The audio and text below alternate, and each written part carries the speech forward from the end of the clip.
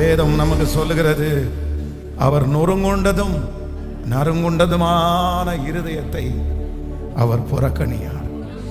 வேதம் சொல்லுகிறது, ஆண்டவர் நினிவே பட்டணத்தின் மேல ஆண்டவர் ரொம்ப கோபமா இருக்காரு, ரொம்ப கோபமா இருக்காரு. வேதம் சொல்லுகிறது, அவருடைய பாவம் வான பரியந்தம் எட்டிருச்சு. அப்பொழுதுதான் ஆண்டவர் யோனா என்கிற ஒரு தீர்க்கதரிசியை அவனை ஆண்டவர் ஏவி அவன்கிட்ட சொல்றாரு, இந்த மாதிரி மகா நகரமாகிய நினிவேவிக்கு விரோதமாய் நீ பிரசங்கம் பண்ணு, எச்சரிப்பாய் பிரசங்கம் பண்ணு, அன்பாய் பிரசங்கம் பண்ணு, ரட்சிப்புக்காக பிரசங்கம் பண்ணுன்னு ஆண்டவர் சொல்லலை. விரோதமாய் பிரசங்கம் பண்ணு, எதிரா பிரசங்கம் பண்ணு. இன்னும் 2-3 நாளைக்குள்ள நினிவே கவிழ்க்கப்பட்டு போகும் அப்படின்னு பிரசங்கம் பண்ணு. ஒருத்தரும் நீங்க தப்ப மாட்டீங்க, ஒருத்தரும் நீங்க விடுதலை ஆக முடியாது அப்படின்ற ஒரு பெரிய ஒரு தண்டனையினுடைய செய்தியை ஆண்டவர் யோனாவினிடத்துல ஆண்டவர் சொல்றாரு. ஆனா யோனாவுக்கு என்ன அப்படின்னு சொன்னா, அந்த தண்டனையினுடைய செய்தியை கூட நான் சொல்லணுமா? அதை கூட நான் சொல்ல வேண்டாம். எதுக்கு அவனுக்கெல்லாம் சொல்லணும்? வேண்டாம், அழியணும்னு நினைக்கிறீங்களா? 3 நாள் அவனை அழிச்சு விட்டுருங்க. அவனுக்கு போய் ஒரு டைம் பிரசங்கம் பண்ணி சொல்லி இந்த மாதிரி அவன் ஏதாவது மனம் திரும்பி, அப்போ யோனாவுக்கு அந்த ஜனங்கள் காப்பாற்றப்படுவதையோ, அந்த ஜனம் திரும்பி ஆண்டவருக்காக நிற்கணும், அதை சுத்தமா விரும்பல. நல்ல செய்தி அவனை பொறுத்த அளவில், யோனாவை தீர்க்கதரிசியை பொறுத்த அளவில் ஆண்டவர் அவர் மூலமாய் சொல்ல சொன்ன செய்தி கெட்ட செய்தி இல்லை, அது நல்ல செய்தி, நல்லது. அவனோட அழிச்சிருங்க. அவன் செஞ்ச தவறு எவ்வளோ பெருசு, அவனுடைய கொடுமையான மனுஷங்க, அவெல்லாம் உயிரோடே இருக்கக்கூடாது, அந்த நாடு ஒன்று இருக்கக்கூடாது, அதனுடைய பெயர் அற்று போகணும் அப்படின்னு தன்னுடைய மனதில் அந்த எச்சரிப்பின் செய்தியை கூட சொல்றதற்கு நான் போக மாட்டேன். அதற்காக தான் நினிவேவுக்கு போக வேண்டிய அந்த மனுஷன் தர்சீசுக்கு போகிறதற்கு கப்பலே இருக்கிறான். இப்போ என்ன அப்படின்னு சொன்னா, அந்த ஜனங்கள் நல்லா வர்றதற்கு எந்த வாய்ப்புமே இல்லை, எந்த வாய்ப்புமே இல்லை. இப்போ ஆண்டவர் திரும்ப கொண்டு ஒரு எச்சரிப்பின் செய்தியை யோனா மூலமா கொடுக்கிறார். யோனா எச்சரிக்கிறார். யோனா ஒன்றும் பெருசா மனம் திரும்புங்க, ஏற்றுக்கொள்ளுங்க, மன்னிப்பு கேளுங்க, இந்த மாதிரிலாம் எதுவுமே ஜெபம் பண்ணல. எதுவுமே ஜெபம் பண்ணாம யோனா என்ன ஜெபம் பண்ற, என்ன சொல்றாரு அப்படின்னா, நினிவே கவிழ்க்கப்பட்டு போகும், நினிவே கவிழ்க்கப்பட்டு போகும்.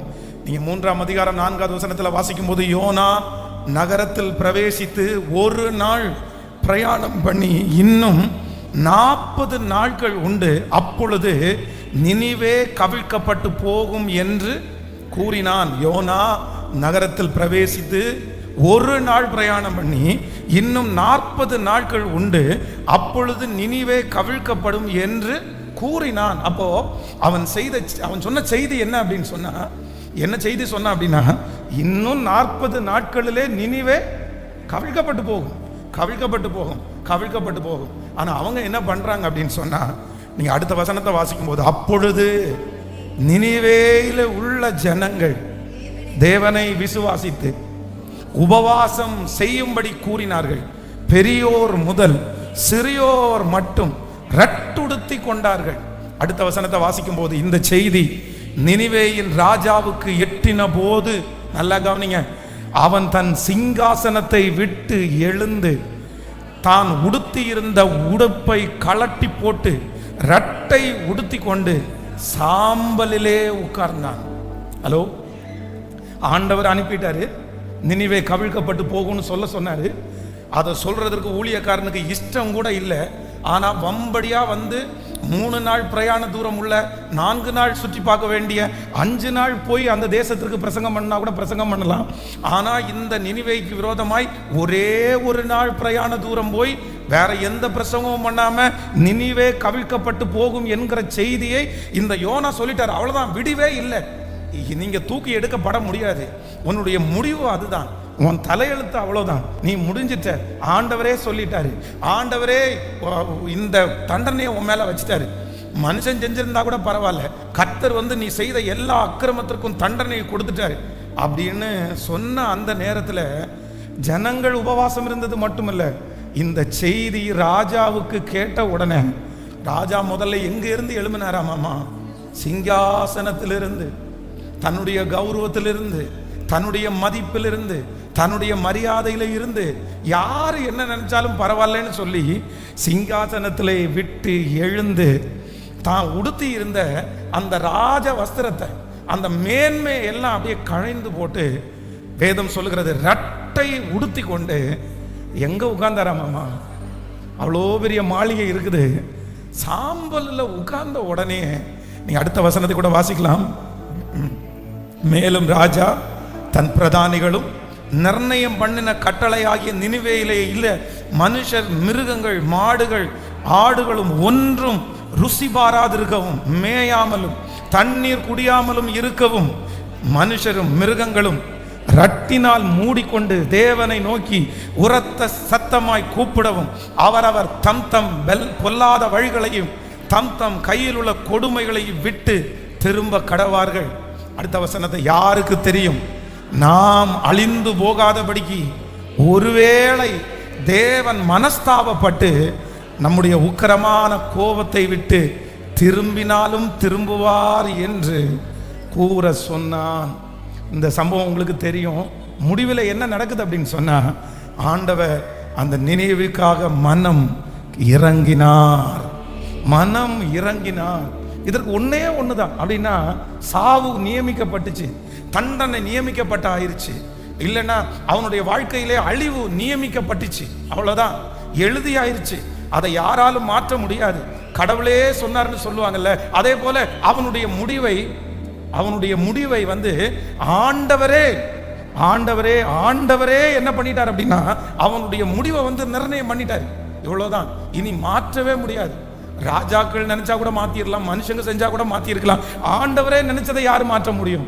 ஆனா வேதம் சொல்லுகிறது நறுங்குண்டதும் நொறுங்குண்டதும். அப்படியே இருதயத்தை உடைச்ச உடனே, தன்னை தாழ்த்தின உடனே, தான் ஒன்னும் இல்லைன்னு சொன்ன உடனே வேதம் சொல்லுகிறது ஆண்டவர் அவர்களுக்காக என்ன பண்ணினார் அப்படின்னா மனஸ்தாபப்பட்டார். ஆண்டவருடைய பிள்ளையே, வேற ஒண்ணுமே வேண்டாம். ரகசியம் என்ன தெரியுமா?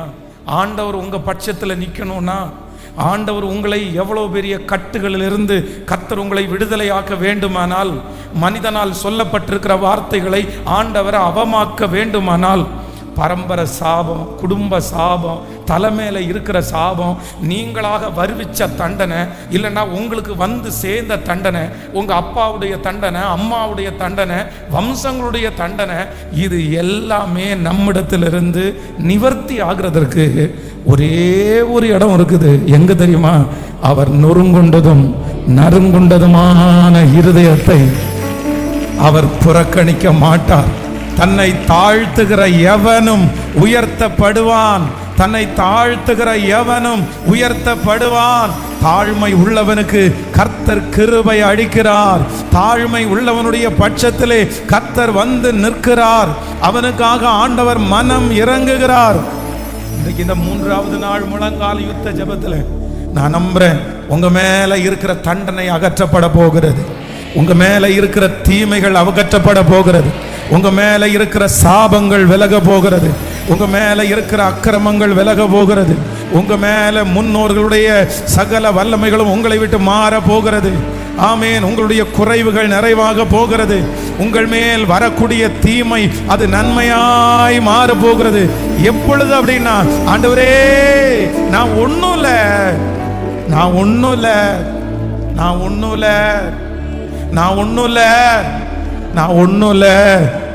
என் பலத்தினால ஒண்ணும் இல்ல ஆண்டவரே, என் சுகத்தினால ஒண்ணும் இல்ல ஆண்டவரே, உங்க பிரசன்னத்தினால மட்டும்தான் முடியும் ஆண்டவரே. எல்லாரும் இந்த 3வது நாள் முழங்கால் யுத்த ஜெபத்துல வேற ஒன்னும் சொல்ல வேண்டாம், என்ன முழுவதுமாய் தாழ்த்துற ஆண்டவரே சொல்லுங்க. முழு பலத்தோட என் இருதயம் அப்படியே உடைஞ்சு, உண்மைதான் ஆண்டவரே, நீர் பெரியவர், நீர் நல்லவர், நீர் உண்மை உள்ளவர், நீர் வாக்கு மாறாதவர். என் பலத்தினால இதை செய்ய முடியாது, என் திறமையினால இதை செய்ய முடியாது ஆண்டவரே, என்னுடைய சாதுரியத்தினால இதை ஒண்ணுமே செய்ய முடியாது. நான் நல்லவன் அப்படின்றத, நான் உத்தமன் அப்படின்றத, நான் நிரபராதி அப்படின்றத நான் எங்கேயும் நிரூபிக்கவே முடியாதுப்பா. ஆனால் நிரூபிக்கிறவர் நீர் ஆண்டவரே, என்னை நிறுத்துகிறவர் நீர் ஆண்டவரே. என்னுடைய உள்ளத்தில் விசாரங்கள் பெருகுகையில் உம்முடைய ஆறுதல்கள் எங்கள் ஆத்துமாவை தேற்றுகிறதே. இப்பொழுது நொறுங்குண்டதும் நறுங்குண்டதுமான இருதயத்தை அவர் புறக்கணியார். உங்களை தவிர வேற யாரும் இல்ல. என்ன தாழ்த்துற ஆண்டவரே, என்ன அர்ப்பணிக்கிறான் ஆண்டவரே, என்னை விட்டு கொடுக்கிறான் ஆண்டவரே, எனக்கு நீர் மட்டும் போதுமானவர் ஆண்டவரே. சொல்லுங்க சொல்லுங்க சொல்லுங்க. தாழ்த்துற வரைக்கும் சில நேரத்தில் ஆண்டவர் அமைதியா இருப்பாரு. ஆனா உங்களை தாழ்த்தின உடனேயே கர்த்தர் உங்களை தாழ்த்தின உடனேயே அந்த அற்புதத்தை ஆண்டவர் செய்ய ஆரம்பிப்பார். ஆண்டவர் யாரோ ஒரு சிலத்துல கத்துறதை எதிர்பார்க்கிறாரு. சிஸ்டர், உங்களை ஒன்றும் இல்லைன்னு தாழ்த்துங்க. நான் ஒன்றும் இல்லை ஆண்டவரே, நான் ஒன்றும் இல்லை ஆண்டவரே. நீங்க அந்த வார்த்தையை சொல்ல சொல்ல சொல்ல சொல்ல, நீங்க ஒன்றும் இல்லைன்னு சொல்ல சொல்ல, என் பலத்தினால ஒன்றும் இல்லை ஆண்டவரே, என் திறமையினால ஒன்றும் இல்லை ஆண்டவரே, என் படிப்பினால ஒன்றும் இல்லை ஆண்டவரே, என் சாதுரியத்தினால ஒன்றும் இல்லை ஆண்டவரே, உங்க கிருபை இல்லாம உங்க இரக்கம் இல்லாம என்னால ஒண்ணுமே செய்ய முடியாதுன்னு சத்தத்தை உயர்த்தி யாரெல்லாம் கர்த்தரை ஆராதிக்கிறாங்களோ அவர்கள் மத்தியிலே கர்த்தர் வருகிறார். ரந்தனரம் தனரே. ஓ ஹalleluya, ஹalleluya, ஹalleluya, ஹalleluya. ஆமென். ஆண்டவரே, நம் பக்கமாய் இழுக்கிற ஒரு பெரிய ஆயுதம் என்ன தெரியுமா? ஒரு பெரிய ஆயுதம் நம்மளை தாழ்த்துறது தான். நம்முடைய நீதி நியாயங்கள் அது அழுக்கான கந்தை, அதுக்கு அழுக்கான கந்தை. சில நேரத்தில் நம்ம சொல்லுவோம், நான் நீதி உள்ளவன், நான் நீதி உள்ளவா, நான் இந்த தப்பை பண்ணல, நான் இந்த காரியத்தை செய்யல, எல்லாத்தையும் நம்ம நீதியாய் அந்த நீதி நம்மகிட்ட இருக்கும், நம்ம நீதி உள்ளவர்களாய் இருப்போம். ஆனாலும் ஆண்டவருடைய சமூகத்தில் வரும்போது, ஆண்டவரே நான் நீதி உள்ளவன் அல்ல, அந்த நீதியை கூட யார் தந்தா அப்படின்னு சொன்னா கர்த்தர் ஒருவரே எனக்கு தந்தா. வேதத்துல நிறைய ராஜாக்கள் யுத்தத்துக்கு புறப்பட்டாங்க, நிறைய ராஜாக்கள். ஒவ்வொரு ராஜாவினுடைய யுத்தத்திலையும் பார்த்தீங்கன்னா ஒவ்வொரு காரியங்கள் இருந்துட்டே இருந்துச்சு.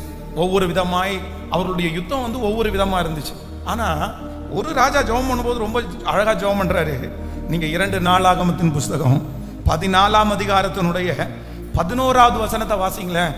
2 நாளாகமம் 14ஆம் அதிகாரத்தினுடைய 11வது வசனம். ஆசா தன் தேவனாகிய கர்த்தரை நோக்கி கூப்பிட்டு, கர்த்தாவே, பலன் உள்ளவனுக்காகிலும் பலனற்றவனுக்காகிலும் உதவிகள் செய்வது உமக்கு லேசான காரியம். எங்கள் தேவனாகிய கர்த்தாவே, எங்களுக்கு துணை நில்லும். உம்மை சார்ந்து உம்முடைய நாமத்தில் ஏராளமான இந்த கூட்டத்திற்கு எதிராக வந்தோம். கர்த்தாவே, நீர் எங்கள் தேவன், மனுஷன் உம்மை மேற்கொள்ள ஒட்டாதிரும். என்ன சொல்றாரு அப்படின்னு சொன்னா, பலன் உள்ளவனுக்கு ஆகிலும் பலன் அற்றவனுக்காகிலும் உதவிகள் செய்வது உமக்கு லேசான காரியம். எங்கள் தேவனாகிய கர்த்தாவே, எங்களுக்கு துணை நில்லும். நாங்க இந்த ஏராளமான கூட்டத்திற்கு விரோதமா நிற்கிறதற்கு, தைரியமா நிற்கிறது போல நிற்கிறதற்கு காரணம் எங்க பலன் அல்ல, எங்க பலன் நீர் எங்களுக்கு தேவனாய் இருக்கிறதுனால தான் நாங்க இந்த இடத்துல நிற்கிறோம். மனுஷர்கள் எங்களை மேற்கொள்ள ஒட்டாது. எவ்வளோ பெரிய அத்தனை லட்சம் படை வீரர்களை தன்னோடு கூட வச்சிருக்கிற, திரும்பி பார்த்தா அவ்வளோ லட்சம் பேர் நிற்கிறாங்க. அவனுக்கு விரோதமாய் வருகிற ராஜாக்கள் கொஞ்சம் தொகை அதிகம்தான், ஆனா இவனிடத்திலேயே அதே போல லட்சக்கணக்கான பேர் இருக்கிறாங்க. ஆனா ஜெபம் பண்ணும்போது எப்படி ஜெபம் பண்றான் அப்படின்னா, எனக்கு ஜெயம்னு ஒன்று தேவைன்னா நிற்கிறதற்கு எங்களுக்கு பலன் இல்லை, நிற்கிறதற்கு எங்களுக்கு பலன் இல்லை. இந்த ஏராளமான கூட்டத்தை ஜெயிக்கிறதற்கு எங்களுக்கு பெரிய காரியம், ஆனா உங்களுக்கு லேசான காரியம். நான் நம்புறேன், உங்களுக்கு விரோதமாக எழும்பி நிற்கிற இந்த பெரிய கூட்டத்தை ஜெயிக்கிறதுக்கு உங்களுக்கு கடினமா இருக்கலாம், உங்களுக்கு கடினமா இருக்கலாம். பாஸ்டர், இந்த பெரிய பர்வதத்தை நான் எப்படி மேற்கொள்ளுவேன், இந்த பெரிய பர்வதத்தை எப்படி விழத்தள்ளும், எனக்கு முன்பாக இருக்கிறது பெரிய எரிகோ கோட்டை. ஆனா கர்த்தர் வாக்கு கொடுக்கிறார், எவ்வளோ பெரிய எரிகோ கோட்டையா இருந்தாலும் கர்த்தருக்கு முன்பாக தன்னை தாழ்த்துகிற ஒரு தேவனுடைய பிள்ளைக்கு முன்பாக அந்த எரிகோ கோட்டை நிற்க முடியாது. இந்த 3வது நாள் முழங்கால் யுத்த ஜெபத்திலே கர்த்தர் வாக்கு கொடுக்கிறார், உனக்கு விரோதமாய் உருவாக்கப்படும் எந்த ஆயுதமும் அந்த ஆயுதம் வாய்க்காமலே போகும். அந்த ஆயுதம் வாய்க்காமலே போகும். உனக்கு விரோதமாய் ஒரு வழியாய் வருவார்கள், ஆனால் அவர்கள் 7 வழியாய் ஓடி போவார்கள். என்னை காக்கவும் என்னை ரட்சிக்கவும் என் தேவன் என்னோடு கூட இருக்கிறார். இப்பொழுது சத்துருடைய திட்டங்கள் முறியடிக்கப்படுவதாக, மனுஷனுடைய எண்ணங்கள் முறியடிக்கப்படுவதாக, மாமிச சிந்தைகள் முறியடிக்கப்படுவதாக, பரம்பரை சாபங்கள் முறியடிக்கப்படுவதாக. கைகளை உயர்த்தி சொல்லுவோம், இயேசுவே எங்களை முழுவதுமாக நாங்கள் தாழ்த்துறோம்.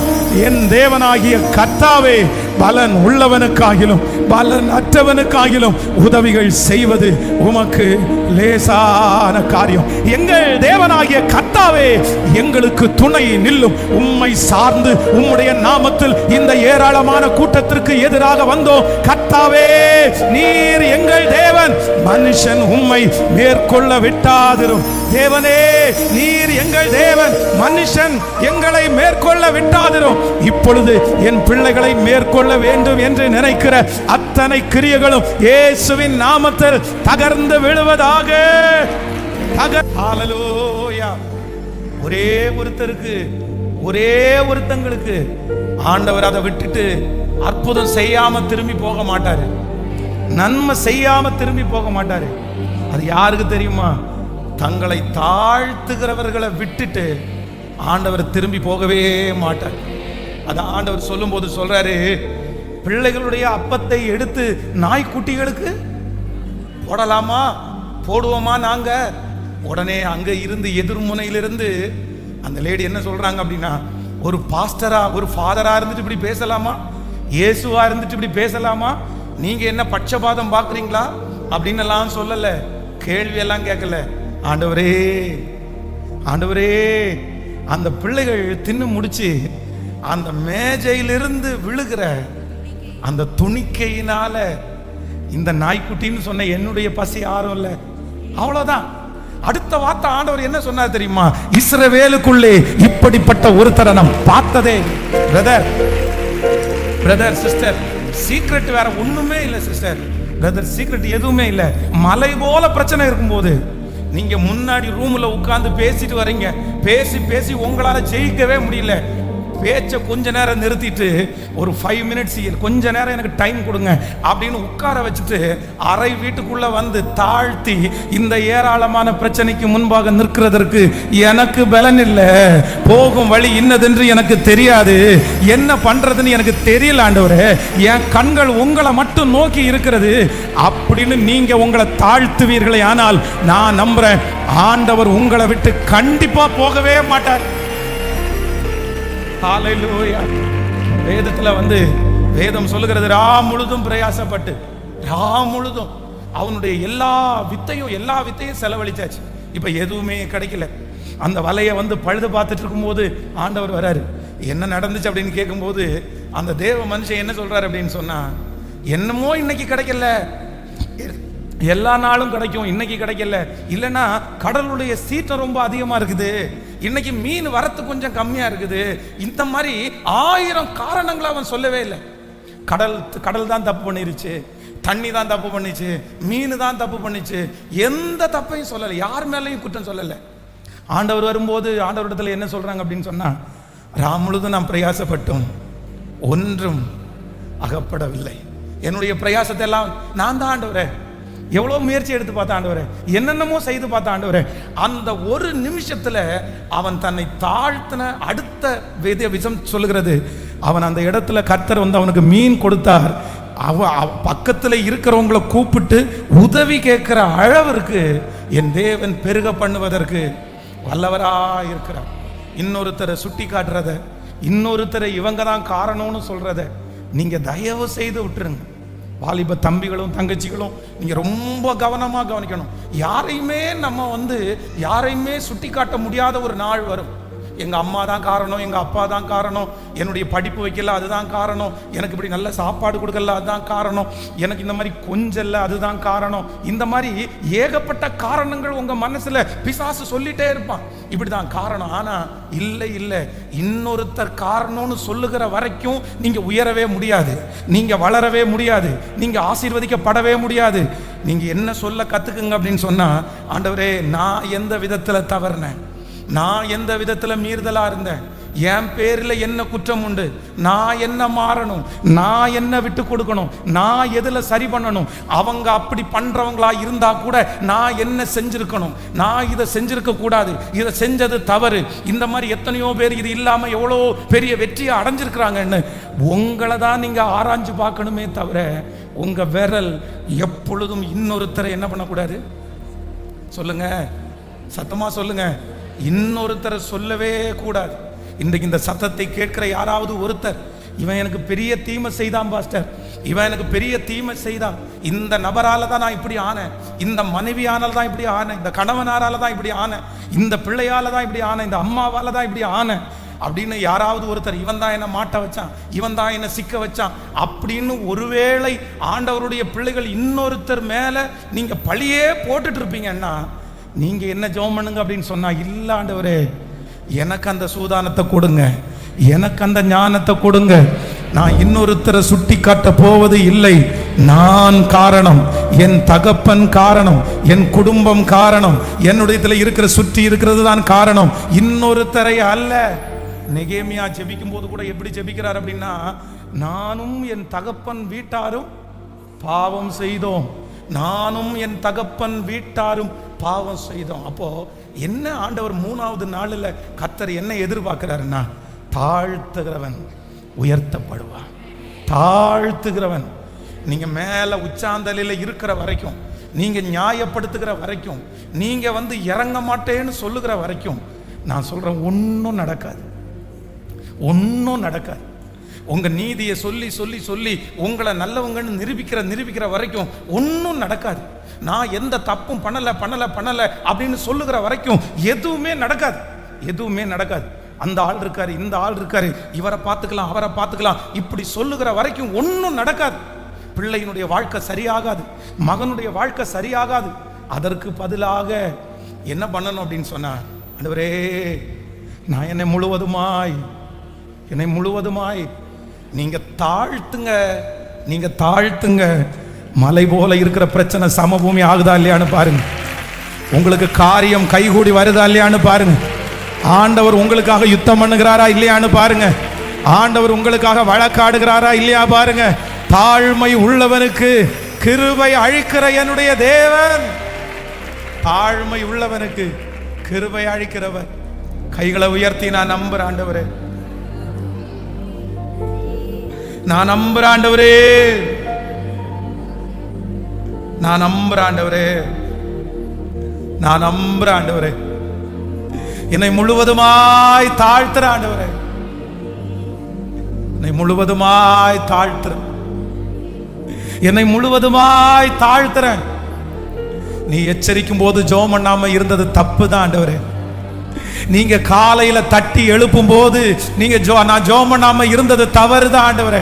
அதுதான் சீசர்களை பார்த்து ஆண்டவர் சொல்லுகிறார், சோதனைக்கு உட்படாதபடி விழித்திருந்து ஜெபம் பண்ணுங்கள் அப்படின்னு ஆண்டவர் தட்டி எழுப்ப சோர்வின் மிகுதினால சீடர்கள் படுத்து கொண்டார்கள்.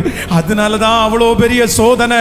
கைகளை உயர்த்தி அப்பாட்ட சொல்லுங்க, ஆண்டவரே என்ன மறுபடியும் தட்டி எழுப்புங்க, என்ன மறுபடியும் எச்சரிங்க, என்ன மறுபடியும் ஆண்டவரே என்னிலே என்ன குறை என்று நீர் எனக்கு சொல்லி தாரோ.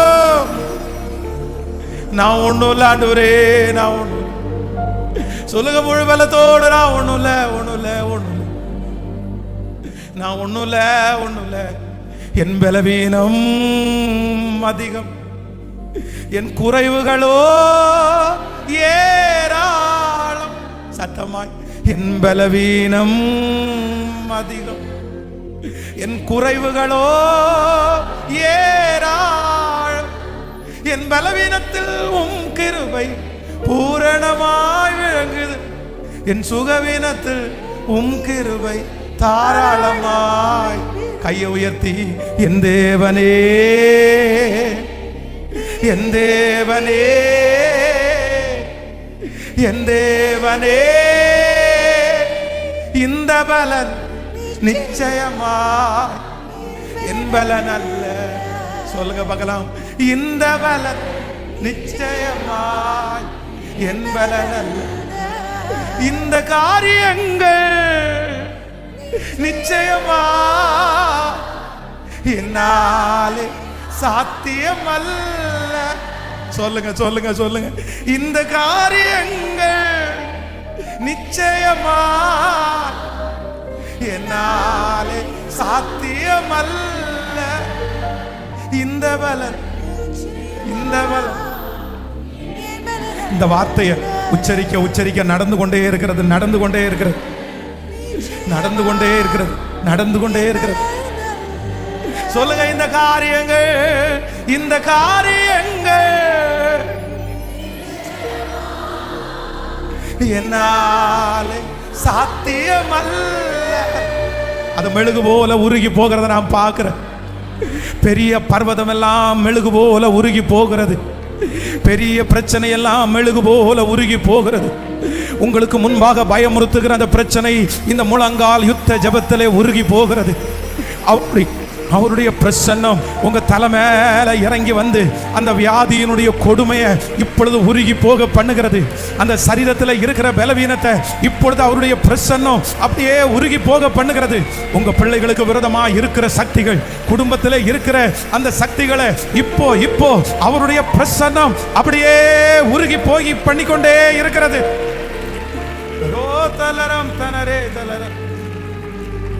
நன்றி ஆண்டவரே, நன்றி. ஹல்லேலூயா.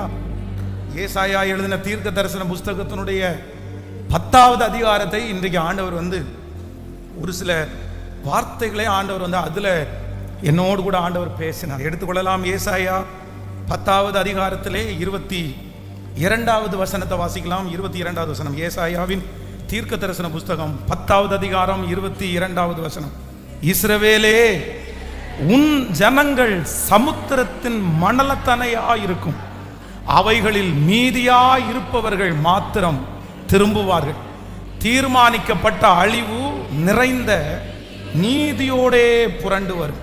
இன்னொரு விஷயம் கூட வாசிக்கலாம். இஸ்ரவேலே, உன் ஜனங்கள் சமுத்திரத்தின் மணலத்தனையாயிருக்கும். அல்லேலூயா. கர்த்தருடைய பிள்ளைகளை ஆண்டவர் இந்த 3வது நாளிலே, இந்த முழங்கால் யுத்த ஜெபத்திலே ஆண்டவர் வந்து என்னுடைய இருதயத்திலே வைத்த ஒரு சாப்டர், ஒரு ஃபுல் அதிகாரம் என்ன அப்படின்னா, இந்த ஏசாயாவின் தீர்க்க தரிசன புஸ்தகம் 10வது அதிகாரம். இந்த 10வது அதிகாரத்திலே ஆண்டவர் வந்து நிறைய காரியங்களை அவர் மேற்கோள் காட்டுகிறார். நிறைய வாக்குத்தத்தங்களை ஜனங்களுக்கு தருகிறார். நிறைய ஆலோசனைகளை ஆண்டவர் தர்றார். அதுல வந்து ரொம்ப அழகான ஒரு வசனம் என்ன அப்படின்னா, இஸ்ரவேலே, உன் ஜனங்கள் சமுத்திரத்தின் மணலத்தனையாயிருக்கும். உங்களை பார்த்து உங்களுடைய பேரை சொல்லி ஆண்டவர் இன்றைக்கு கர்த்தர் வாக்கு கொடுக்கிறார். உன் ஜனங்கள் சமுத்திரத்தின் மணலத்தனையாயிருக்கும். சமுத்திரத்தின் மணலத்தனையாயிருக்கும். ஆமென் சொல்லுங்கள். கர்த்தர் நம்மை ஆசீர்வதிக்கிற ஆசீர்வாதம் என்ன ஆசீர்வாதம் அப்படின்னா, வேதம் சொல்லுகிறது, கவுண்ட் பண்ண முடியாத அளவிற்கு நம்மை ஆசீர்வதிக்கிற தேவன். இஸ்ரவேல் ஜனங்களை ஆண்டவர் ஆசீர்வதிக்கும் போது எப்படி ஆசீர்வதிச்சார்னா, உன்னை மணலத்தனையாய் பெருக பண்ணுவேன். வேதம் சொல்லுகிறது, ஆபிரகாமை பார்த்து கர்த்தர் வாக்கு கொடுக்கிறார், நீ வானத்து நட்சத்திரங்களை அண்ணாந்து பார், வானத்து நட்சத்திரங்களை எண்ண கூடுமானால் நீ எண்ணு, உன்னுடைய வம்சத்தை நான் அப்படி நான் ஆசீர்வதிப்பேன். அப்போ என்னுடைய ஆண்டவர் ஆசீர்வதிக்கும் போதே எப்படி ஆசீர்வதிக்கிறார்னா, கடற்கரை மணலை போல, வானத்து நட்சத்திரங்களை போல இடம் கொள்ளாமற் போகும் மட்டும் அவனை, ஆபிரகாமை விட்டு லோத்து பிரிந்து போகும்போது ஆண்டவர் சொல்றாரு, நீ அந்த அவ்வளவுதான் ஒரு 5 கிலோமீட்டர் உள்ள இடத்தை எடுத்துக்கோ, ஒரு 2 கிலோமீட்டரோட இடத்தை எடுத்துக்கோ அப்படின்னு ஆண்டவர் சொல்லல. ஆண்டவர் சொல்லும் போது எவ்வளவு சொல்றாருன்னா, நீ எவ்வளவு தூரம் நடக்க முடியுமோ நீ அவ்வளவு தூரம் நட, நீ கால் மிதிக்கிற அத்தனையும் நான் உனக்கு சுதந்திரமாய் தருவேன். இன்றைக்கு 3வது நாள் ஆண்டவர் இந்த முழங்கால் யுத்த ஜெபத்திலே வாக்கு கொடுக்கிறார். உங்களுடைய வறுமையை கர்த்தர் மாற்ற போகிறார். உங்களுடைய குறைவை கர்த்தர் மாற்றப் போகிறார். உன் வாசஸ்தலத்தை விசாரிக்கும் போது நீ குறைவை காண மாட்டாய். உங்கள் மேல் பரம தகப்பன் வைத்திருக்கிற அபிஷேகம். கர்த்தருடைய பிள்ளையே, நீ முடங்கி கிடக்காதே, நீ முடங்கி கிடக்காதே. நீ அழைக்கப்பட்ட தேவனுடைய பிள்ளை, நீ தெரிந்து கொள்ளப்பட்ட தேவனுடைய பிள்ளை, நீ ஸ்பெஷல். ஆண்டவர் தாயின் கருவில் உருவாகும் முன்னே உன்னை விசேஷமாய் கர்த்தர் தெரிந்து கொண்டார். ஆண்டவர் வாக்கு கொடுக்கிறார், நான் உன்மேல் வைத்திருக்கிற அபிஷேகம் அது எல்லை உள்ளது அல்ல, எல்லை அற்றது. இந்த சத்தத்தை கேட்கிற நிறைய பேரை கர்த்தர் தட்டி எழுப்ப போகிறார், உங்களை பயன்படுத்த போகிறார். கர்த்தர் சொல்லுகிறார், நீ எவ்வளவு தூரம் நடக்க முடியுமோ, நீ எவ்வளவு தூரம் நடக்க முடியுமோ அவ்வளவு தூரம் நடந்து போ. நீ கால் மிதிக்கிற தேசத்தை உனக்கு நான் தருவேன். அப்போ எல்லை என்கிற ஒன்றை நியமிக்கிறது யாருதான் நியமிக்கணும் அப்படின்னா நம்ம தான் நியமிக்கிறோம், நீங்க தான் நியமிக்கணும். நான் நம்புறேன். இதை நீங்க எப்படி நம்புறீங்கன்னு தெரியல. இது தீர்க்க தரிசனமான வார்த்தை. நீங்கள் அறியாததும் உங்களுக்கு எட்டாததுமான காரியத்தை கர்த்தர் உங்களை கொண்டு செய்ய போகிறார். ஹல்லேலூயா. தீர்க்க தரிசி எண்ணெய்க்காக ஜெபம் பண்ணிட்டு அந்த எண்ணெய் எவ்வளவு தூரம் வரும், எத்தனை குடத்துல நிறைய அளவுக்கு எண்ணெய் வரும் அப்படின்னு தீர்க்க தரிசியிடத்துல கேட்டா, தீர்க்க தரிசி உன்னுடைய கடன் முடிகிற வரைக்கும் வரும், அதுக்கப்புறம் வராது அப்படின்னு சொல்லல. இல்லைன்னா ஒரு 10 குடம் வரும், அதுக்கப்புறம் வராது அப்படின்னு சொல்லல. தீர்க்க தரிசி என்ன சொல்றாரு அப்படின்னா, பக்கத்து வீட்டில எல்லாம் போய் அநேகம் வெறும் பாத்திரங்களை வாங்கி அந்த எண்ணெயை நீ ஊற்று, அவ்வளவுதான். அந்த வேர்டோட முடிஞ்சிருச்சு. இந்த அம்மா அந்த எண்ணெயை ஊற்றிட்டே இருக்கிறாங்க. அந்த எண்ணெய் எப்போ நின்று போயிருச்சு அப்படின்னா, எப்ப பாத்திரம் இல்லையோ அப்பதான் எண்ணெய் நின்று போயிருச்சு. எப்ப ஆயத்தம் இல்லையோ அப்பதான் நின்று போயிருச்சு. எப்போ அந்த நபருடைய தரிசனம் நின்றுச்சோ அப்பதான் உயர்வு நின்றுச்சு. இங்கே இருக்கிற நிறைய வாலிபர்களை கர்த்தர் இன்றைக்கு தெரிந்து கொள்ளுகிறார். இந்த சத்தத்தை கேட்கிற ஒரு சிலரை கர்த்தர் பெரிய காரியத்திற்காக அழைக்கிறார். கர்த்தர் வாக்கு கொடுக்கிறார், உன்னுடைய எல்லையை சத்துரு நியமிக்க முடியாது, உன்னுடைய எல்லையை எதிரி நியமிக்க முடியாது, உன் பிள்ளையினுடைய எல்லையை உன் சொந்தக்காரர்கள் நியமிக்க முடியாது, உங்களுடைய எல்லையை ஹல்லேலூயா உங்க மேனேஜர் நியமிக்க முடியாது, உங்கள் எதிரி நியமிக்க முடியாது. கர்த்தர் வாக்கு கொடுக்கிறார், நான் உன்னை கடற்கரை மணலை போல பெருக பண்ணுவேன், வானத்து நட்சத்திரங்களை போல உன்னை நான் பெருக பண்ணுவேன். நல்ல கரங்களை தட்டி முழு பலத்தோடு முழு பலத்தோடு முழு பலத்தோடு பூமியின் தூளை போல என்னை பெருக பண்ணுகிற ஒரு நல்ல கர்த்தர். ஹல்லேலூயா. மனிதர்கள் எல்லையை நியமிக்கிறதற்கு அவர்களா உங்களை படைத்தார்கள், அவர்களா உங்களை அழைத்தார்கள்? இல்லவே இல்லை. சத்துரு உங்களுக்கான எல்லையை நியமித்ததற்கு அவனா ரத்தம் சிந்தினான்? இல்லவே இல்லை. உங்களுடைய மேனேஜர் உங்கள் எல்லையை நியமிப்பதற்கு அவர்கள் தான் உங்களை இவ்வளவு தூரம் வளர்த்தினார்களா? இல்லவே இல்லை. உங்களுக்கு சுற்றி இருக்கிற எதிரிகள் உங்களுக்கான உயர்வனுடைய எல்லையை நியமிக்கிறதற்கு அவர்களா இதுவரைக்கும் உங்களை நடத்தி வந்தார்கள்? உங்களையும் என்னையும் நடத்தி வந்தவர் பரமராஜா, பெரிய ராஜா. அவர் ஓங்கிய புயத்தினால் நடத்தி வந்தார். சத்துருடைய கையிலிருந்து உங்களையும் என்னையும் விலக்கி கர்த்தர் மீட்டு எடுத்தார். அவருடைய சொந்த ரத்தத்தை சிந்தினார். அவர் இன்றைக்கு 3வது நாள் வாக்கு கொடுக்கிறார், நான் உன்னை பூமியின் தூளை போல, வானத்து நட்சத்திரங்களை போல, கடற்கரை மணலை போல. ஆமென், ஆமென். கைகளை தட்டி முழு பலத்தோடு இது என் தலையின் மேல் அப்படியே அப்படியே ஆம் என்றும் ஆமேன் என்றும் நிறைவேறட்டும், நிறைவேறட்டும். இப்போ இப்போ இப்போ எல்லைகள் பெரிதாகிறது, எல்லைகள் பெரியாகிறது.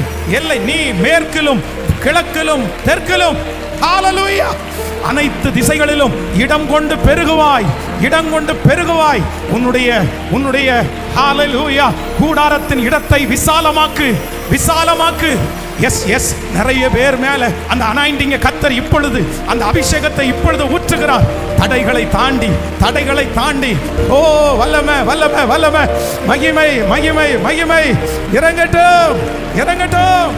தேவனுடைய வல்லமை, தேவனுடைய வல்லமை, தேவனுடைய வல்லமை. காற்றை நாம் காண மாட்டோம், மழையை பார்க்க மாட்டோம், ஆனாலும் என் பள்ளத்தாக்கை தண்ணீரால் ஜெபிக்க ஜெபிக்க அந்த மகிமை கடந்து வருகிறது. Thank you Jesus, thank you Jesus. யாருமே எல்லையை நியமிக்கிறதற்கு தேவன் விடுகிறவர் அல்ல.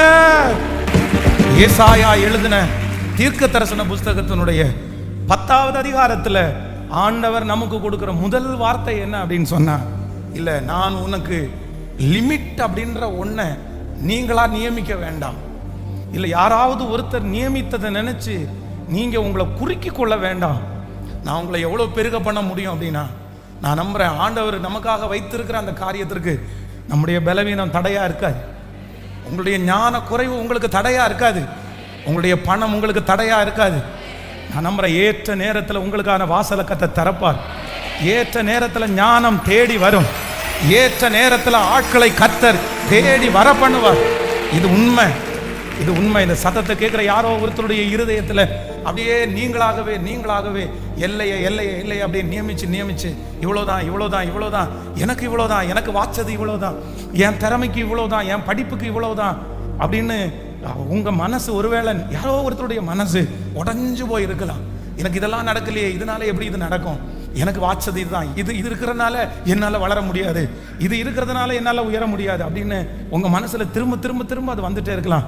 ஆண்டவர் வாக்கு கொடுக்குறார், அதெல்லாம் போய் அந்த பொய்யை நீங்க நம்ப வேண்டாம்.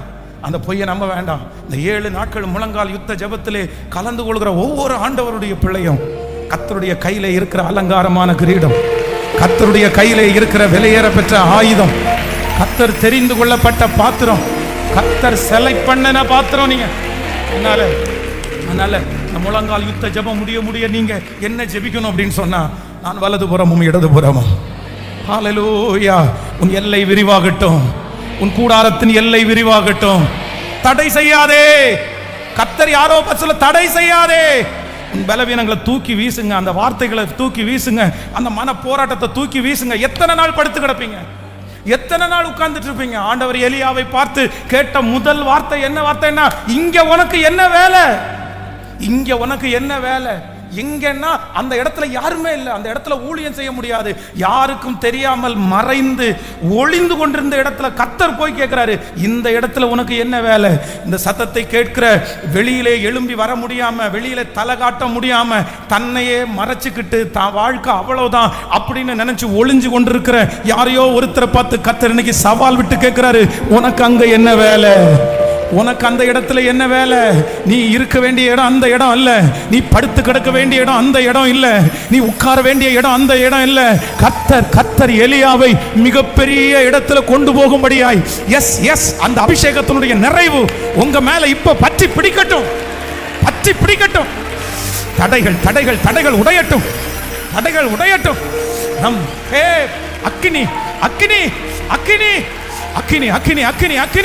அந்த அக்கினி அபிஷேகம் இப்போ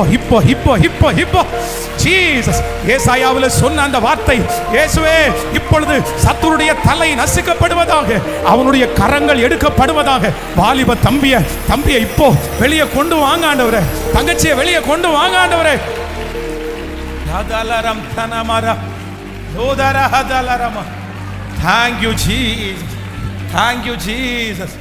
Thank you Jesus. இந்த 3வது நாள் ஆண்டவர் தெளிவா வாக்கு கொடுக்கிறாரு. நீங்க இதை விசுவாசிக்கணும், நீங்க இதை நம்பணும், நீங்க இதை அணைச்சுக்கணும், நீங்க இதை ஒவ்வொரு நாளும் அறிக்கை செய்யணும். நீங்க உங்களுடைய ஜெபத்துல இந்த வார்த்தையை நீங்க டெய்லி நினைக்கணும். இந்த முழங்கால் யுத்த ஜெபத்தோட நீங்க விட்டுறக்கூடாது. இந்த ஜெபம் முடிஞ்ச உடனே இந்த வார்த்தை மறைஞ்சிடக்கூடாது. அவர் எருசலேமை ஸ்திரப்படுத்தி பூமியிலே புகழ்ச்சியாக்குற வரைக்கும் அவரை அமர்ந்திருக்க விடாதிருங்க. உங்களை ஒரு லெவலுக்கு கர்த்தர் கொண்டு வருகிற வரைக்கும், எஸ் நீங்க பயன்படுகிற வரைக்கும், நீங்க தேவனோட வாழ்ற வரைக்கும் விட வேண்டாம். இது கர்த்தர் உங்களுக்கு எழுதி கொடுக்கறது மாதிரி எழுதி கொடுக்கிறாரு. கர்த்தர் உங்களுக்கு நிறைய பேருக்கு நீங்க டைரியை தூக்கிட்டு ஒரு ஆட்டோகிராஃப் அப்படின்னு ஏசப்பாட்ட உங்களுடைய டைரியை கொண்டு போய் கையில கொடுத்தீங்கன்னா, இன்னைக்கு இயேசு எழுதுவாரு. உங்க டைரியில என்ன எழுதுவாரு தெரியுமா? கணுக்கால் அளவல்ல, முழங்கால் அளவல்ல, உனக்கு நீச்சலாலும், உன்னை பூமியின் மணலத்தனையாய், சமுத்திரத்தின் மணலத்தனையாய், ஓ ஹல்லேலூயா, பூமியின் தூளை போல, வானத்து நட்சத்திரங்களை போல. ஆமே. அந்த கட்டிலிருந்து நீங்க வெளியே வாங்க, அந்த கட்டிலிருந்து நீங்க வெளியே வாங்க, அந்த குறுகின மனப்பான்மையிலிருந்து நீங்க வெளியே வாங்க. நீங்க வெளியே வாங்க, ஆண்டவரிடத்துல சொல்லுங்க, இந்த தாகத்தை என் மேல ஊற்றுங்க ஆண்டவரே, இந்த தாகத்தை என் வாஞ்சை என் மேல ஊற்றுங்க ஆண்டவரே, என் பிள்ளை மேல ஊற்றுங்க ஆண்டவரே. இப்போ இது உங்களுக்கானது மட்டும் இல்ல, இது உங்க பிள்ளைகளுக்கான ஜெபமும். இப்போ நிறைய பிள்ளைகளுக்கு அந்த தரிசனத்தை வாலிப தம்பி சத்தமா கையை உயர்த்தி, வாலிப தம்பி தங்கச்சி கையை உயர்த்தி சொல்லு, இந்த தரிசனத்தை ஆண்டவர் மேல வைக்கட்டும், ஆண்டவர் மேல வைக்கட்டும். இந்த தரிசனத்தை கர்த்தர் உன் மேல வச்சிட்டாருன்னா நீ முடங்கி கிடக்க மாட்ட, நீ முடங்கி படுத்து கிடக்க மாட்ட, நீ ஒரு அறைக்குள்ள அடங்கி இருக்க மாட்ட. ஆண்டவர் உன்னை வெளியே கொண்டு வருவார்ல. ஏசப்பா இந்த தரிசனம் எனக்குள்ள பற்றி எரியட்டும் சொல்லுங்க. சாப்பிடும் போது, தூங்கும் போது, நடக்கும் போது, டிராவல் பண்ணும்போது, எப்பவும் இந்த தரிசனம் உங்க மேல அப்படி அக்கினியாய் உங்க பிள்ளைங்க மேல. இயேசுவே, இப்பொழுது படுக்கையில கிடக்கிற உம்முடைய பிள்ளை, எழும்ப முடியாம இருக்கிற பிள்ளை, முடமாக்கப்பட்டிருக்கிற பிள்ளை, அந்த முடனான அந்த பையன், அந்த முடமான அந்த பொண்ணை இப்போ இயேசுவே உம்முடைய வல்லமை உள்ள அபிஷேகம் ரம் தே ரிக்கபரா லபரதரமா. அந்த தாய் ஜெபம் பண்றத பாருங்கப்பா. என் புள்ள முடமா கிடக்குறானே, என் புள்ள முடங்கி போய் கிடக்குறானே, இப்போ எழுப்புதல். அந்த பிள்ளைக்குள்ள இப்போ எழுப்புதல். அந்த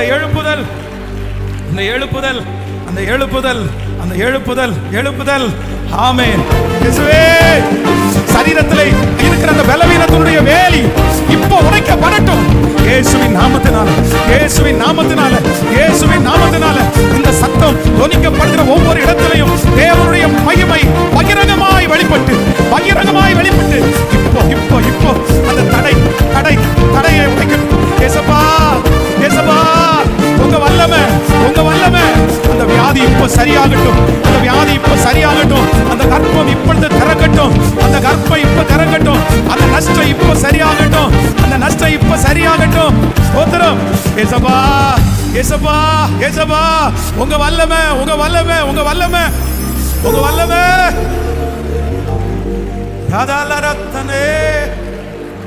Thank you Jesus. Hallelujah. சமுத்திரத்தின் மணலத்தனையாய், பூமியின் தூளை போல, வானத்து நட்சத்திரங்களை போல உன்னை நான் பெருக பண்ணுவேன். ஹல்லேலூயா. ஏசாயா எழுதின தீர்க்க தரிசன புஸ்தகத்தினுடைய 10வது அதிகாரத்திலே ஆண்டவர் கொடுக்கிற முதல் வார்த்தை, உங்களுக்கு யாரும் தடைக்கல்லையோ நியமிக்கவே முடியாது. ஆண்டவர் சொல்றாரு, நாம் பரவி போகிற ஆறு. ஹல்லேலூயா.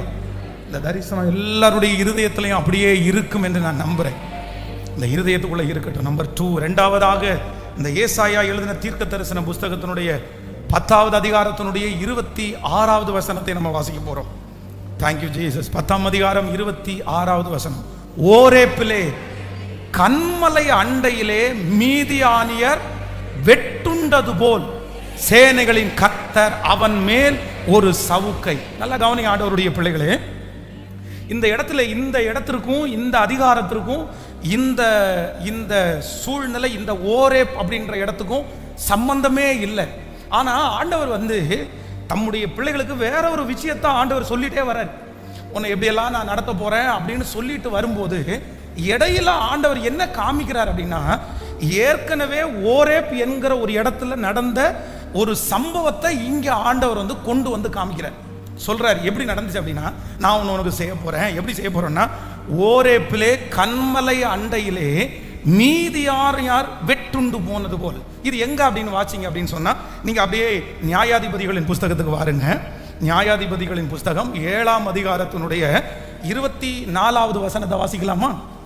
நியாயாதிபதிகளின் புஸ்தகம் 7ஆம் அதிகாரம் 24வது வசனத்தை வாசிக்கலாம். கிதியோன் எப்ராயிம் மலையெங்கும் ஆட்களை அனுப்பி மீதியானியருக்கு விரோதமாய் பாளையம் இறங்கி பெத்தாபிரா இருக்கும் யோர்தான் மட்டும் வந்து அவர்களுக்கு முந்தி துறைகளை கட்டி கொண்டார்கள் என்று சொன்னான். அப்படியே எப்ராயிமின் மனுஷர் எல்லாரும் கூடி பெத்தாப்பா இருக்கும் யோர்தான் மட்டும் வந்து துறைகளை கட்டி கொண்டு. இப்போ இன்னொரு வசனத்தை கூட வாசிக்கலாம். நியாயாதிபதிகளின் புஸ்தகம் 8ஆம் அதிகாரத்தினுடைய 1வது வசனம். நீங்க இதை கவனிச்சீங்கன்னா தான் புரியும். 8ஆம் அதிகாரம் 1வது வசனம். அப்பொழுது எபிராயிம் மனுஷர் அவனை நோக்கி, நீர் மீதியானியர் மேல் யுத்தம் பண்ண போகிற போது எங்களை அழைப்பிக்கவில்லையே, இப்படி நீர் எங்களுக்கு செய்தது என்ன அவனோ என்று அவனோட பலத்த வாக்குவாதம் பண்ணினார்கள். எல்லாரும் நல்லா கவனமா கவனிச்சுங்க. இப்ப என்ன நடக்குது அப்படின்னு சொன்னா, இந்த ஓரேபிலே என்ன சம்பவம் நடந்துச்சு அப்படின்னு சொன்னா, இந்த கிதியோன் என்கிற தேவனுடைய பிள்ளை இந்த நியாயாதிபதிகள் புஸ்தகத்துல யுத்தத்திற்கு போகிறதற்கு எக்காலம் ஊதி எல்லா ஜனங்களையும் வர சொல்றாரு, எல்லா கோத்திரங்களையும் வர சொல்றாரு. அப்போ யார வர சொல்லல அப்படின்னு சொன்னா, இந்த எபிராயிம் கோத்திரத்திலே உள்ளவர்களுக்கு அழைப்பு கொடுக்கவே இல்லை. ஏன் அப்படின்னா, நீங்க யாக்கோபுக்கு 2 பிள்ளைகளை வேதம் சொல்லுகிறது, எபிராயும் யோசேப்பு, எபிராயும் மனாசே. ஆனா இந்த யாக்கோபு தன்னுடைய கடைசி காலத்துல இவங்க 2 பேரையும் தனக்கு முன்பாக கொண்டு வந்து நிறுத்துகிறார். தேவனுடைய பிள்ளை மனாசேயும் எபிராயுமே கொண்டு வந்து நிறுத்துகிறார். அப்போ இந்த தகப்பனுடைய கையை அவனுக்கு 2 கண்ணும் தெரியல.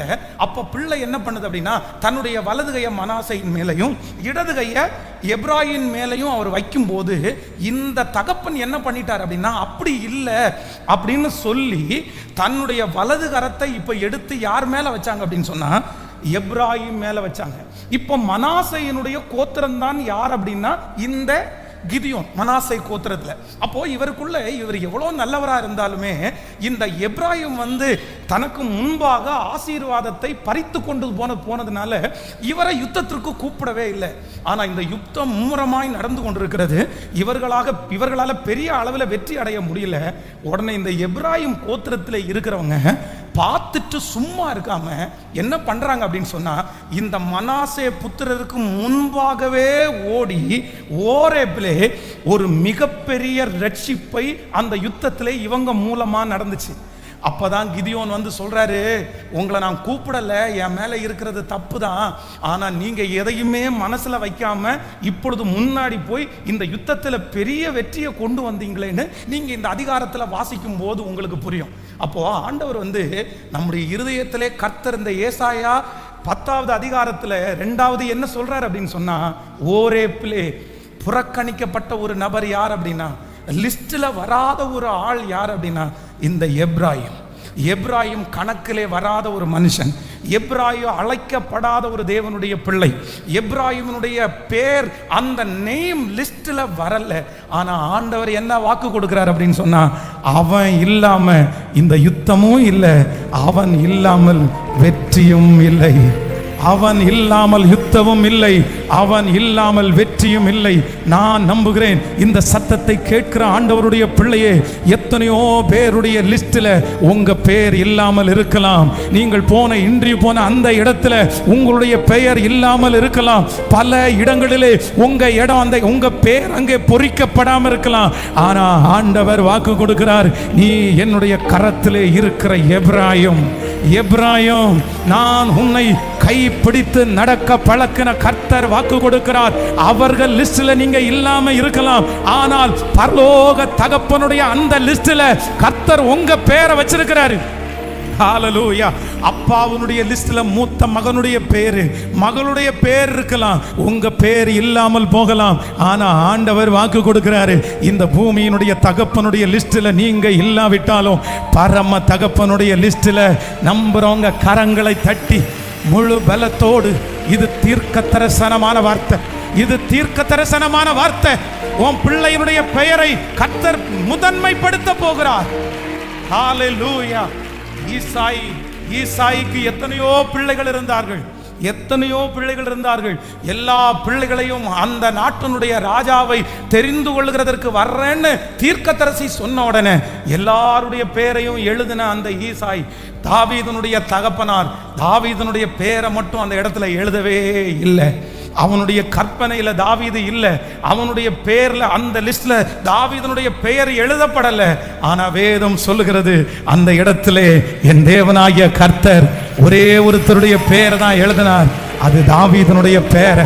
இன்றைக்கு இந்த சத்தத்தை கேட்கிற உங்க பிள்ளையினுடைய பெயரை தான் கர்த்தர் அங்க எழுதி வைத்திருக்கிறார்.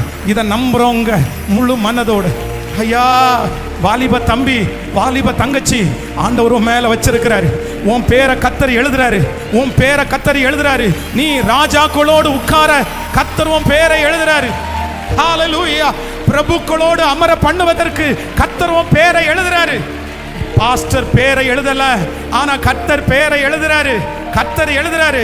நம்புறவங்க கைகளை மேல உயர்த்தி, இயேசுவே அந்த கிருபை இப்போ இப்போ இப்போ ஏசாயா எழுதின தீர்க்க தரிசன புஸ்தகத்தினுடைய 10வது அதிகாரத்தினுடைய அந்த வாக்குத்தத்தம் இப்பொழுது என் மேல், என் பிள்ளையின் தலையின் மேல். ஹalleluya ஹalleluya ஹalleluya ஹalleluya. எழுதப்படாத ஒரு பெயர் முதன்மையான பெயராய் மாறுகிறது. எழுதப்படாத ஒரு பெயர், அந்த பெயர் தான் இருந்தால் தான் வெற்றி என்று முன்வறிவிக்கப்படுகிறது. ஹalleluya. நன்றி நன்றி ஐயா. என் பிள்ளை எபிராயிமை யார் தள்ள முடியும்? என் பிள்ளை எபிராயிமை யார் தள்ள முடியும்? யாரோ ஒருத்தருக்கு ஆண்டவர் தீர்க்க தரிசனமா தான் பேசுறாரு. என்ன மட்டும் ரிஜெக்ட் பண்ணிட்டாங்க பாஸ்டர், என் பிள்ளைய மட்டும் வேணான்னு சொல்லிட்டாங்க பாஸ்டர், என்ன மட்டும் அவங்களுடைய கணக்கிலே வைக்கல பாஸ்டர். இவன் எல்லாம் ஒரு ஆளா? இவன் எல்லாம் ஒரு ஆளா? சொந்தக்காரங்க நிறைய பேர் உங்களை பார்த்து அப்படித்தானே சொன்னாங்க. உங்க பிள்ளைய முன்னாடி நிறுத்தி, அவெல்லாம் ஒரு ஆளு, அவரெல்லாம் ஒரு ஆளுன்னு நினைச்சு.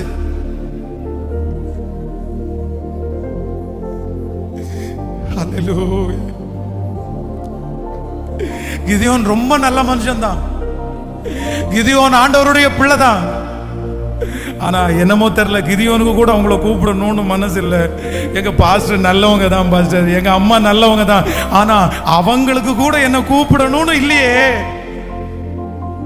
மற்ற எல்லாருமே, மற்ற யாருமே என்ன லிஸ்ட்ல கொண்டு வராததை குறித்து கூட நான் கவலைப்படல பாஸ்டர். ஆனா இவங்க கூட என்ன புறக்கணிச்சாங்கல்ல, இவங்க கூட என்ன வேண்டான்னாங்கல்ல.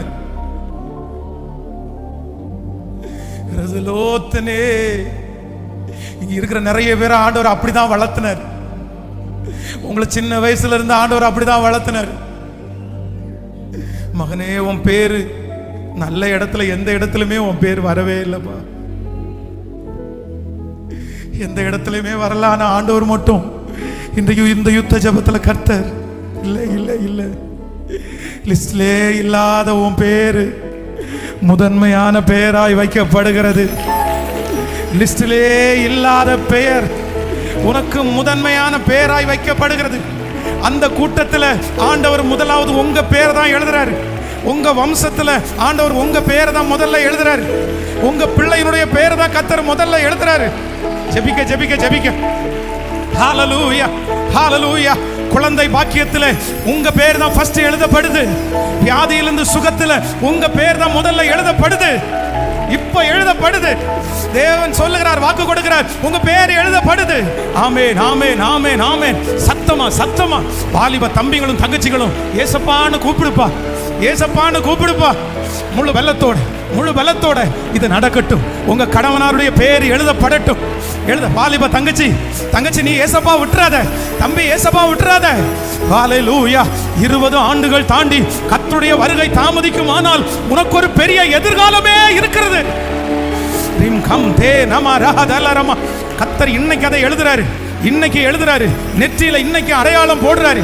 இன்றைக்கு பரலோகம், ஓ பரலோகம் ஒரு நோட்டோடு எஸ் எஸ் எஸ் இங்கே வருமானால், இந்த ஜெபிக்கிற இடத்துல சத்தத்தை கேட்குமானால் உங்க பேரை நன்றி ஆண்டவரே, நன்றி ஆண்டவரே சொல்லிட்டே, நன்றி ஆண்டவரே, நன்றி ஆண்டவரே, நன்றி ஆண்டவரே. ஆகாது என்று தள்ளினார்கள், ஆனால் மூளைக்கு தலைக்கல்லாய் மாற்றுகிறவர், மூளைக்கு தலைக்கல்லாய் மாற்றினவர். ஹalleluya ஹalleluya. நன்றி ஆண்டவரே, நன்றி ஆண்டவரே. என்னுடைய கண்களுக்கு முன்பாக கொண்டு வரேன். பாஸ் பண்ணவங்களுடைய லிஸ்ட் எல்லாம் போர்டுல எழுதி போட்டிருக்கும் போது என் பேர் அந்த இடத்துல கண்டுபிடிக்கவே முடியல. ஹalleluya. அந்த பேர் அந்த இடத்துல இல்லை. ஓட்ட பந்தயத்தில் ஜெயிச்சவங்களுடைய லிஸ்ட் எழுதும் போது என் பேர் அந்த இடத்துல இல்லை. நிறைய இடத்துல என் பேர் இல்லை, பேர் இல்லை, பேர் இல்லை. ஹல்லேலூயா. இங்கே நிறைய பேர் அப்படிதான் உட்கார்ந்து இருக்கிறார். இந்த சத்தத்தை கேட்கிற நிறைய பேருடைய குடும்பத்தில் உள்ள சிலருடைய மதிப்பை, சிலருடைய உயர்வை எழுதி அவங்க பேரை எழுதினா இந்த சத்தத்தை கேட்கிற நிறைய பேருடைய பேர் கீழே கிடக்குது. ஆனா உங்க பேர் தான் மேல வர வேண்டியது. ஆனா ஆண்டவர் சொல்றாரு, இல்லப்பா, இதே இந்த சத்தத்தை கேட்கிற நிறைய பேருடைய பேரு நிறைய இடத்துல எழுதப்படல. ஆனா ஆண்டவர் முதன்மையா எழுதினதுனால இன்னைக்கு அவங்க நிறைய பேர் சாட்சிகளாய் நிற்கிறது உண்மை. அப்படி நிற்கிறது உண்மையா இருக்குமானால் உங்க வாழ்க்கையிலையும் ஆண்டவர் வாக்கு கொடுக்கிறார், கண்டிப்பா அது உண்மையாகும். நன்றியப்பா, நன்றியப்பா. ஹல்லேலூயா. கைகளை உயர்த்தி ஒரு ஹல்லேலூயா. சில நேரத்தில் ஆண்டவர் வந்து நம்ம பிறக்கும் போது, நம்ம கிளம்பும் போது, நம்ம விசுவாச ஓட்டத்தை துவங்கும் போது நம்ம எவ்வளோ பெரிய டெஸ்டினி, எவ்வளோ பெரிய எல்லையை அடைய போறோன்றத ஆண்டவர் சொல்லவே மாட்டார். அதே போல எவ்வளவு தடைகள் வருகிறது கூட ஆண்டவர் சொல்ல மாட்டார். இஸ்ரவேல் ஜனங்கள் வந்து எகிப்து தேசத்தை விட்டு கிளம்பும் போது என்ன நினைச்சிட்டு கிளம்புனாங்க அப்படின்னு சொன்னா, இனி நமக்கு எதிரி யாருமே இல்லை, அவ்வளவுதான், பிரச்சனை எதுவுமே இல்லை, பொன்னோடும் பொருளோடும். அது வரைக்கும் அவங்க வாயில பாட்டு வரல. ஆனா அப்ப பாட்டு வந்துருச்சு, பாட்டு பாடிட்டே போனாங்க. ஆனா வேதம் சொல்லுது, கொஞ்ச தூரம் வர்றதுக்குள்ளேயே செங்கடல். அந்த செங்கடல்ல இருந்து அவங்க எதிர்த்து பார்த்தா யாரு திரும்பி வரமாட்டோம்னு நினைச்சாங்களோ அந்த பிரச்சனை அவங்கள துரத்திட்டு வருது. இப்ப ஏன் இந்த சத்தத்தை கேட்கிற நிறைய பேருக்கு இதே கேள்வி இருக்கலாம். அது முடிஞ்சிருச்சுன்னு நினைச்சு தானே நான் டிராவல் பண்ணேன், அது முடிஞ்சிருச்சு தான் நினைச்சேன், ஆனா திரும்பி அது ஏன் தொடர்ந்துச்சு, அது திரும்பி ஏன் வந்துருச்சு? இப்போ ஒன்னு நினைச்சுங்க, இஸ்ரவேல் ஜனங்களை துரத்துறதுக்கு யாருமே இல்லை. செங்கடல் முன்னாடி நிக்குது. ஆண்டவர் வந்து மோசையினுடைய கோலை நீட்டி செங்கடலை இரண்டா பிளக்க சொல்லி இப்ப நடந்து போங்கன்னு சொல்றாருன்னு வச்சுங்களேன். எத்தனை பேர் நடந்திருப்பாங்கன்னு நினைக்கிறீங்க சொல்லுங்க? ரெண்டு பக்கமும் குவியலா என்ன இருக்குது? தண்ணி இருக்குது. அந்த தண்ணிக்கு இடையில அத்தனை கிலோமீட்டர் அவங்க நடந்து அக்கறை போகணும். இந்த தொட்டா தண்ணி, கை வச்சா தண்ணி. இந்த தண்ணி தான் மேல விழுந்தா அவங்களால யாராலையுமே என்ன பண்ண முடியாது. அப்போ ஆண்டவர் வந்து எகிப்தியரை முற்றிலுமா அழிக்காம கொஞ்சம் ஆண்டவர் வச்சிருந்தாரு. எகிப்தியருடைய இருதயத்தை ஆண்டவர் கடினப்படுத்தினாரு. எதுக்கு அப்படின்னு சொன்னா, இஸ்ரவேல் ஜனங்களை பயமுறுத்துறதுக்கு இல்ல, அழிக்கிறதுக்கு இல்ல. ஒழுங்கா செங்கடலை திறந்து உன்னை நடக்க பண்ணா நீ ஒருத்தனும் போக மாட்ட, நீங்க அத்தனை பேரும் கரையிலே நிப்பீங்க பயந்து. ஆனா உங்களை துரத்துறதுக்குன்னு ஒரு ஆளை வச்சா நீங்களாகவே செங்கடலை, நம் தேவனாகிய கர்த்தர் நமக்கு எதை செய்தாலும் நன்மைக்காகவே செய்கிறவர். உங்களுக்கு விரோதமாய் இருக்கிற அத்தனை பிரச்சனைகளையும் நன்மைக்காகவே வைத்திருக்கிற அந்த தேவனுக்கு கரங்களை தட்டி முழு பலத்தோடு ஹல்லேலூயா. ஏசாயா எழுதின தீர்க்க தரிசன புஸ்தகம் 10வது அதிகாரத்தினுடைய இந்த 3வது ஒரு ஆசீர்வாதத்தை ஒரே வரியில சொல்லி உங்களுக்காக ஜெபிக்க போகிறேன். 10ஆம் அதிகாரத்தினுடைய 27வது வசனத்தை வாசிக்க போகிறோம். 10ஆம் அதிகாரம் 27வது வசனம். அந்நாளில் உன் தோளில் நின்று அவன் சுமையும், உன் கழுத்து நின்று அவன் நுகமும் நீக்கப்படும். அபிஷேகத்தின் நுகம் முறிந்து போகும். அந்நாளில் உன் தோளில் இருந்து அவன் சுமையும், உன் கழுத்திலிருந்து அவன் நுகமும் நீக்கப்படும். அபிஷேகத்தினால் நுகம் முறிந்து போகும். ஹல்லேலூயா. 3வதாக ஆண்டவர் வாக்கு கொடுக்கிறார். இந்த 3வது நாள் முழங்கால் யுத்த ஜபத்திலே ஏசாயாவின் தீர்க்கதரிசன 10வது அதிகாரத்தில் கர்த்தர் சொல்கிறார், கழுத்தில் இருக்கிற அவனுடைய நுகத்தை, அவனுடைய சுமையை நான் என்ன பண்ணுவேன்னா அதை நீக்கப்படும். பல வருடங்களாய், பல மாதங்களாய், வம்ச வழியாய் கழுத்திலே சுமந்து கொண்டிருக்கிற வியாதி என்கிற சுமை, கடன் என்கிற அந்த நுகம், அவமானம் என்கிற அந்த நுகம், குறைவு என்கிற அந்த நுகம், அடிமைத்தனம் என்கிற அந்த நுகம், வியாதி என்கிற அந்த நுகம், அந்த வார்த்தை என்கிற அந்த நுகம், கர்த்தர் வாக்கு கொடுக்கிறார். இந்த மூன்றாவது நாள் கர்த்தருடைய ஆவியானவர் கடந்து வரும்போது அந்த நுகங்கள் உடைக்கப்பட்டு கொண்டிருக்கிறது. அந்த நுகத்தை உடைக்கிற தேவன் நம்மத்திலே இருக்கிறார். ஹalleluya, thank you Jesus. இந்த 7 நாளைக்குள்ளே ஒரு பெரிய மாற்றத்தை கர்த்தர் உங்களுக்கு தருவாரா? இந்த 7 நாட்களுடைய கூட்டத்திற்கும் கலந்து கொள்ளும் போது நீங்க எப்படிதான் வரணும்னா, ஐ ஆம் ஸ்பெஷல், நான் தேவனால் தெரிந்து கொள்ளப்பட்ட ஒரு பாத்திரம், தேவனால் முன்குறிக்கப்பட்ட ஒரு பாத்திரம். Thank you Jesus. எல்லாரும் சேர்ந்து ஒரு பாடலை பாடி உங்களுக்காக ஜெபித்து நான் முடிக்க போகிறேன். இன்றைக்கு ஆண்டவர் அநேக வார்த்தைகளால் நம்மை தேற்றி இருக்கிறார். இந்த வார்த்தை பென்ஸுடைய வார்த்தை அல்ல, இந்த வார்த்தை ஒரு மனிதனுடைய எழுத்து அல்ல. இந்த வார்த்தை வானத்தையும் பூமியையும் அண்ட சராசரங்களையும் படைத்த என் தேவனாகிய கர்த்தருடைய வார்த்தை. அந்த வார்த்தை கண்டிப்பாக உங்க வாழ்க்கையில, இந்த சத்தத்தை கேட்கிறவருடைய வாழ்க்கையில நிறைவேறும். என் காரியங்கள் வாய்க்க பண்ணும் கர்த்தர் என்னோடு கூட இருக்கிறார். அவர் என்னை கடைசி வரையிலும் நடத்த வல்லவர். என் காரியம் வாய்க்கும். கர்த்தர் நேரத்தில் காரியம் வாய்க்கும். ஹalleluya. ஏசாயா எழுதின தீர்க்கதரிசன புத்தகம் 10வது அதிகாரத்திலே நீ சொன்ன அத்தனை நல்வார்த்தைகளும் இந்த சத்தத்தை கேட்டுக் கொண்டிருக்கிற ஒவ்வொரு பிள்ளைகளுடைய தலையின் மேல் ஆம் என்றும் ஆமென் என்றும் அப்படியே தங்குகிறதற்காக நன்றி. குழந்தை பாக்கியம் இல்லாதவருடைய குழந்தைகள் கிடைக்கட்டும். கடன் பிரச்சனை மாறட்டும். வியாதியிலிருந்து விடுதலை உண்டாகட்டும். தகப்பனே, இந்த 7 நாட்களும் உங்க பிள்ளைகள் எதற்காக ஜெபிக்கிறார்களோ, எந்த ஜெப குறிப்பு அவருடைய இருதயத்தில் இருக்கிறதோ அத்தனைக்கும் ஆண்டவர் கிருபையாய் பதில் தருவீரார். இந்த சத்தம் தொனிக்கப்படுகிற ஒவ்வொரு வீடுகளிலையும், ஒவ்வொரு வாகனங்களிலையும், அந்த ஒவ்வொரு இடங்களிலையும் உங்க மகிமை அப்படியே அளவு கடங்காத விதமாய் இறங்குகிறதற்காக ஸ்தோத்திரம், ஸ்தோத்திரம். இந்த 7 நாட்களும் தடையில்லாமல் இந்த ஊழியம் நடக்கட்டும் ஆண்டவரே, நடக்கட்டும் ஆண்டவரே. எங்க உங்க கையில தாழ்த்துறோம் ஆண்டவரே, வெறுமையாக்குறோம்ப்பா. எங்களால ஒன்றும் இல்லை ஆண்டவரே, ஒன்றும் இல்லை. நாங்க அப்பிரயோஜனமானவர்கள் ஆண்டவரே, எங்களால ஒன்றும் செய்ய முடியாதுப்பா. நாங்க மண்ணான மனுஷங்கப்பா. நன்றி ஆண்டவரே. இந்த சத்தத்தை ஆன்லைன்ல கேட்டுக்கொண்டிருக்கிற பிள்ளைகள் மேல ஆண்டவருடைய மகிமை இறங்கட்டும். அவங்களுடைய ஜெபங்களுக்கெல்லாம் பதில் தருவீரா. எங்களுடைய திருச்சபையினுடைய இடத்திற்காக நாங்கள் வாங்கப்பட்ட அந்த கடன் தொகையை சீக்கிரமா முடிச்சிடணும் ஆண்டவரே. அதற்கு ஒரு வழிவாசலை தரேங்கப்பா. அதற்கு ஒரு பாதையை உண்டு பண்ணுங்க ஆண்டவரே. எங்க சூழ்நிலை உங்களை தவிர வேற யாருக்குப்பா தெரியும்? நீங்க அதை செய்ய வல்லவர். நன்றி அப்பா. நம்முடைய பிள்ளைகளை மனதார ஆசீர்வதிக்கிறேன். உங்க பிரசன்னம் தொடர்ந்து நடத்தட்டும். இயேசுவின் மூலம் ஜெபம் எடுக்கிறோம் நல்ல பிதாவே. என் ஆத்துமாவே கர்த்தரை ஸ்தோத்திரி, என் முழுவதுமே அவர் பரிசுத்த நாமத்தை ஸ்தோத்திரி. என் ஆத்துமாவே கர்த்தரை ஸ்தோத்திரி, கர்த்தர் செய்த சகல உபகாரங்களையும் மறவார். நம்முடைய ஆண்டவராகிய இயேசு கிறிஸ்துவின் கிருபை, பிதாவாகிய தேவனுடைய அன்பு, பரிசுத்த ஆவியானுடைய அந்யோன்ய ஐக்கியம் நம்மனரோடும் இன்றும் என்றும் சதா காலம் கூட இருப்பதாக. Amen. Hallelujah, hallelujah, hallelujah. Praise the Lord. ஆண்டவர் உங்க எல்லாரையும் கர்த்தர் ஆசீர்வதிப்பார். ஆன்லைன்ல இருக்கிற பிள்ளைகளை ஆசீர்வதிப்பார்.